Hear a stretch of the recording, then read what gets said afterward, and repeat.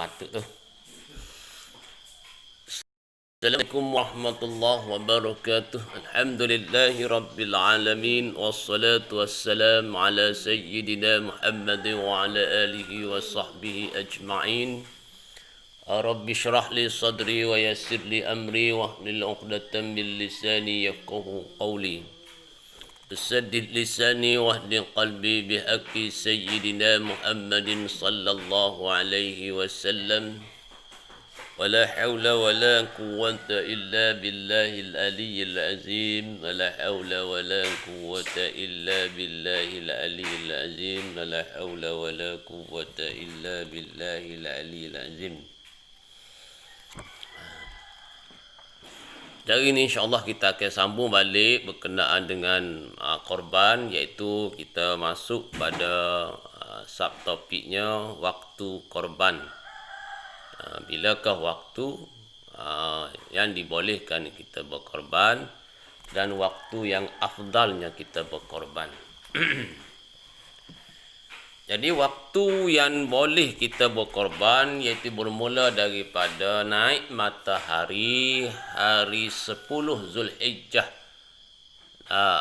Naik matahari 10 Zulhijjah, yakni hari raya tu, dan selepas berlalu masa sekadar sembahyang 2 rakaat dan membaca khutbah yang ringkas. Sekadar masa itu. Nah, itulah masuk waktu korban, iaitu naik matahari 10 Zulhijjah pada pagi 10 Zulhijjah itu. Dan berlalu masa sekadar solat sunat 2 rakaat dan membaca 2 khutbah. Itulah tempoh masa yang boleh kita mulakan korban. Selepas daripada masa yang disebut saat ini, selepas naik matahari dan berlalu masa membaca solat sunat 2 rakaat dan membaca 2 khutbah, selepas itulah bermulanya masa korban. Artinya kalau korban ini dikerjakan sebelum naik matahari dan juga sebelum daripada mengerjakan tempoh masa, bukan mengerjakan tempoh masa solat 2 rakaat dan baca khutbah 2 khutbah, maka tidak sah korban kita mengikut kaul muktamad. Walaupun hari itunya sudah 10 Zulhijjah, tapi acara korbannya kita buat sebelum daripada naik matahari dan sebelum masa berlalu 2 rakaat sembahyang sunat dan 2 khutbah. Pagi lagi kita buat dah, maka tidak sah. Itu dia korban kita. Biasanya dalam pukul paling awal sekalipun 8.30, pukul 9 lah biasanya. Kalau nak kira buku, ada juga guru-guru ataupun ustaz-ustaz kita buat tempoh masa, kata 2 rakaat sembahyang dan 2 khutbah yang ringkas itu.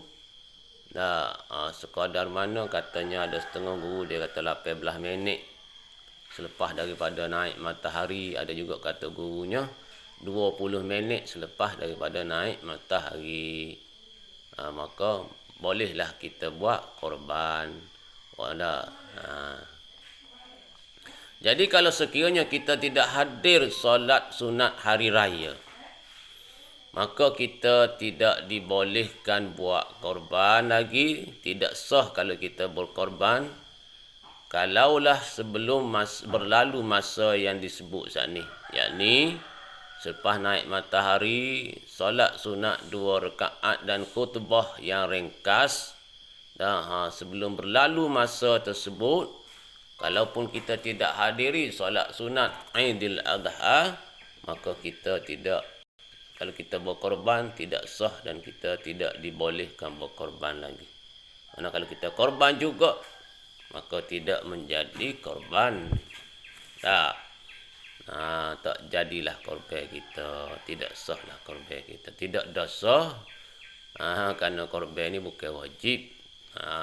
Dah bagi mazhab kita Syafi'i, mazhab Hanafi saja wajib. Tetapi tak sah korban tersebut kalau kita sembelih binatang korban itu sebelum daripada tempoh masa yang telah dinyatakan tadi. Itu dia. Waktu yang afdalnya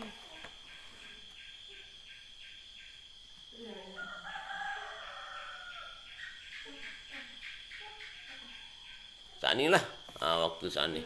Maknanya selepas maya sunat hari raya, selepas baca khutbah tu, itulah waktu afdal. Dan berterusan masa korban ni sehinggalah terbenam matahari pada 13 Zulhijjah. Maknanya hari raya keempat masa terbenam matahari, yakni masuk waktu maghrib pada 13 Zulhijjah. Tu waktu korang afdal adalah. Dia kata disebut-sebut ulamanya, hari raya pertama lebih pahala berbanding hari raya kedua. Kalau kita korban hari raya pertama, lebih pahala berbanding kalau kita korban dengan hari raya kedua. Lebih pahala hari raya pertama lah. Kalau kita korban kalau kita banding antara hari kita berkorban hari raya kedua dengan hari raya ketiga, maka lebih pahala kita berkorban hari raya kedua. Kalau kita banding korban yang kita kerjakan pada hari raya ketiga dengan hari raya keempat, maka lebih pahala hari raya ketiga. Itu nisbah. Namun dalam masa tempoh tersebut, yakni daripada naik matahari segala sekadar membaca solat sunat 2 rakaat dan baca 2 khutbah yang ringkas, bermula di situ waktu korban sehinggalah terbenam matahari pada hari ke-13 Zulhijjah, yakni hari tasyrik yang ketiga itu. Maka itulah dia tempoh waktu masa korban. Dikata kalau kita korban sebelum tempoh masa tersebut, tidak sah korban kita, ataupun selepas tempoh masa tersebut, maka tidak sahlah korban kita. Tak.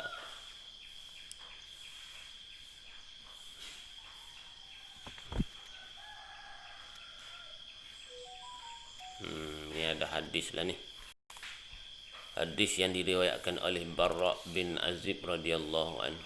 Ni berkenaan dengan waktu masa korban. Panjang hadis tu, kamu tidak nak baca lah. Hadis ni diriwayatkan oleh oleh Bukhari dan Muslim lah. Panjang hadis tu, insya-Allah. Itu boleh rujuk sendiri dalam kitab-kitab hadis. Kenaan dengan dalil-dalil waktu yang dibolehkan kita berkorban. Okey.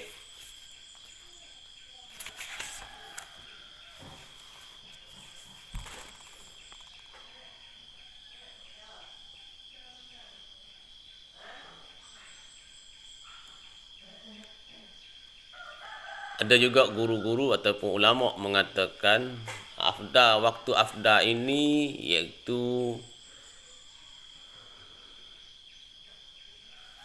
waktu afdal kita berkorban ni, kata setengah ulamanya, dia kata setengah jam selepas habis waktu subuh, yakni setengah jam selepas naik matahari. Bila naik matahari itu habislah waktu subuh, maka setengah jam selepas tu, setengah jam selepas naik matahari.